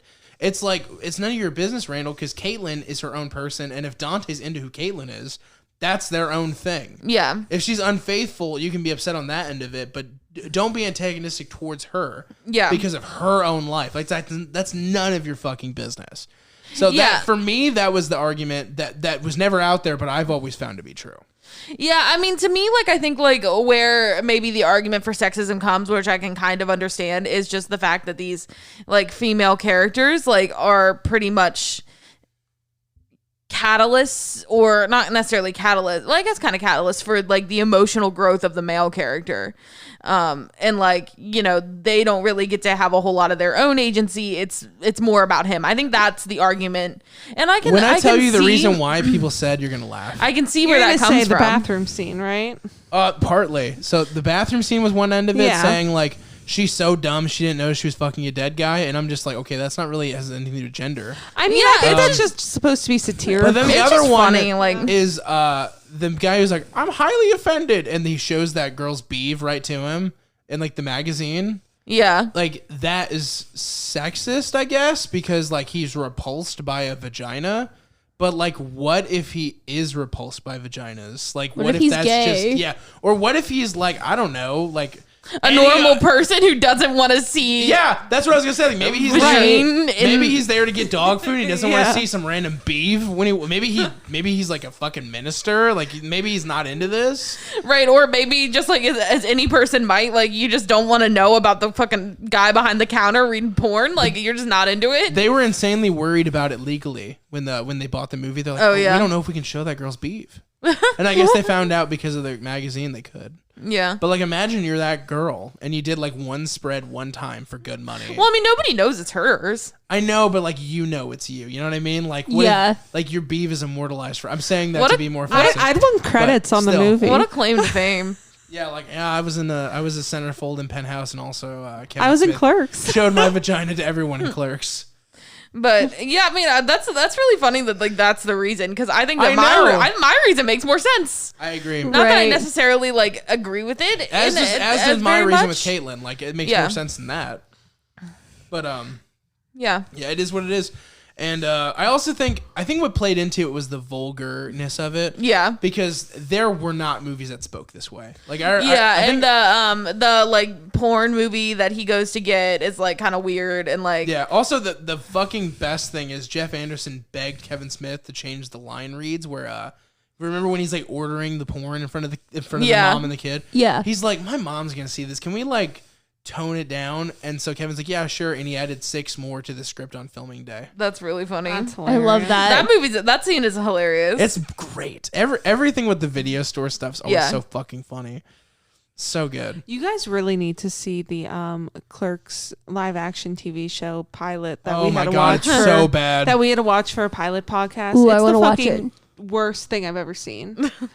Or love you that. guys You have to actually see it. his original plan was he made Clerks and then he 10 years later around made Clerks 2. And then his plan was, okay, I'll make Clerks 3 and I'm gonna catch up with these characters every 10 years because that's what the movie's about. The first one's about them in their 20s, second one's about them in like their 30s, and the new one's supposed to be about them in like their 40s, you know? But then what ended up happening was Jeff Anderson is like done. He's done doing movies. He's like, yeah. respectfully, No. this is never what I ever intended for my life, and it's not that like I'm not appreciative, but I can't like deal with people on this level. I can't go to cons and stuff. I can't be in these movies anymore, and I respect that and everything. But the Kevin Smith fan base hates him for it. I just want to say that we are okay with Jeff Anderson. Not wanting to be in I movies mean, anymore. like, it's your absolutely. life, dude. You gotta do what you want to do. If you don't want to do it, Exactly. you don't want to do it. Nobody like, and like, why would you want to? We've seen Justin to Kelly, and we know from Justin to Kelly, we know what happens when we force someone to do a movie that they don't want Yeah. to do. Right. It Absolutely. just isn't good for anyone. No one likes it. And like, it sucks that it leaked the reason why, because Kevin wasn't like trying to be out on Front Street and why Clerks 3 was canceled. But then, like, you know, through the grapevine, people figure stuff out and they realize that, oh, he's the one who's not coming on podcasts anymore or doing movies anymore. It must be him. And then, like, obviously, Jeff Anderson doesn't give a fuck. He's like, yeah, I'll tell you the truth. He's like, I didn't even really want to do Clerks 2, but I felt the script was so important and good that it'd be Yeah. God, we gotta watch it Man, again. wow. If you think Clerks 1 is offensive, Clerks 2 is fucking I actually haven't offensive. seen Clerks 2. Oh I haven't my either. God. We gotta watch it soon. Insane. But we have to watch it after we watch some other movies because now we're at the point where like movies timelines are matching up. Yeah. So if we watch Clerks 2 now, you're not going to understand a couple of things. Oh yeah, true. So there's that. Yeah. Yeah. I mean, so are we ready to rate it? I'm ready to rate it. I feel like if I talk anymore about it, we're going to be here for a year. Yeah. I 10 could out go of on 10. forever. 10 out of 10. I would also give it a 10 out of 10. I love this movie. Yeah. 10 out of 10. 11 out of 10. Nice. All right, guys. So, what are we going next week? What's happening next time? Actually, it's gonna be It's not next week. It's the now- week after. right. Well, now the next episode now is gonna be Scooby-Doo on Zombie Island and the Invisible. We'll get there, guys. It'll happen. You'll hear us talk about a lot of things that aren't as culturally relevant anymore in the news. We're sorry. But you Yeah. will hear us talk about Scooby-Doo, so I'm sure Yeah. you guys Right, are ready so for it'll that. be Right. Yeah. Absolutely. And just our excitement for coming back on that one too, because that was our Yeah, first like, time that was the recording. first one that we really recorded coming was. back to- It It'll felt be- so good, guys. It We felt were. so I remember, good. like, I just felt like I was like Right, vibrating. everybody was you know? like, the energy was insane. Yeah. So, It really was. It really was. so you should you should subscribe, you should leave a comment. Yes. Um, Check out your Etsy. Follow us on Yeah. Twitter. Yeah, we can put it I'll in the put it in the description, I description, guess. Yeah. yeah, for sure. sure. Instagram and Etsy. If you don't like reading, How mad is your sister gonna be that like you're putting your Etsy in the description? We never put hers.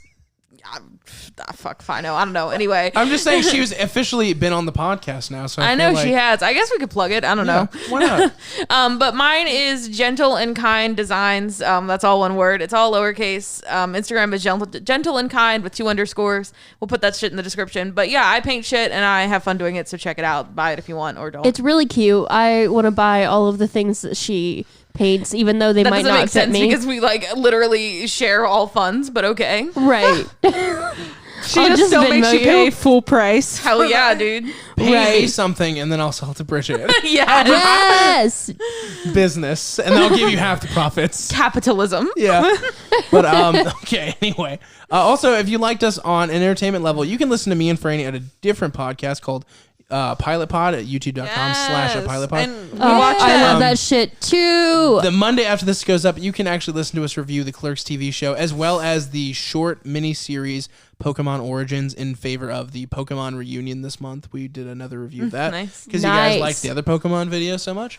And I then, saw that it was yeah, it's done. It's got it's like popping. 3,000 or something like that. It's pretty good. Hell That's yeah. awesome. And then also, you can catch any sort of side projects I'm doing, clips from our show. I pull out the most insane clips and I post them here from either podcast or like bonus content videos, stuff like that, on my personal YouTube channel, which will also be linked in the description.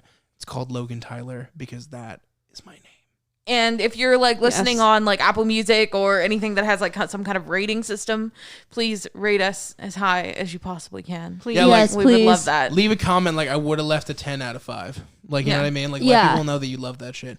And if you didn't love it, like, leave 5 stars and be like, but this was terrible.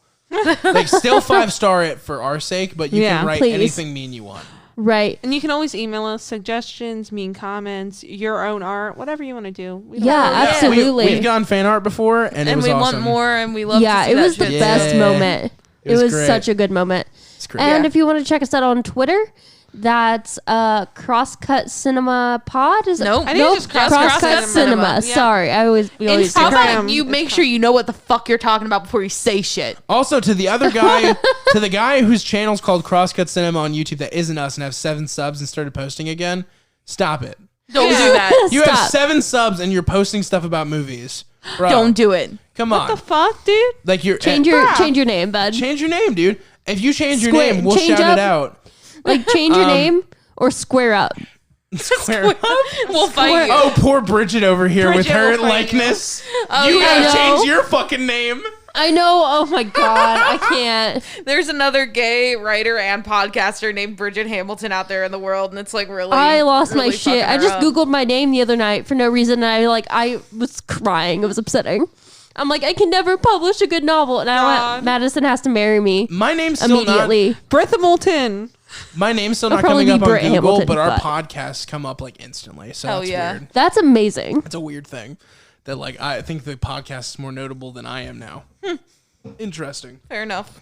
Anyway, guys, thank you so much. We'll be seeing you. Yeah. Bye. Have fun. Be safe.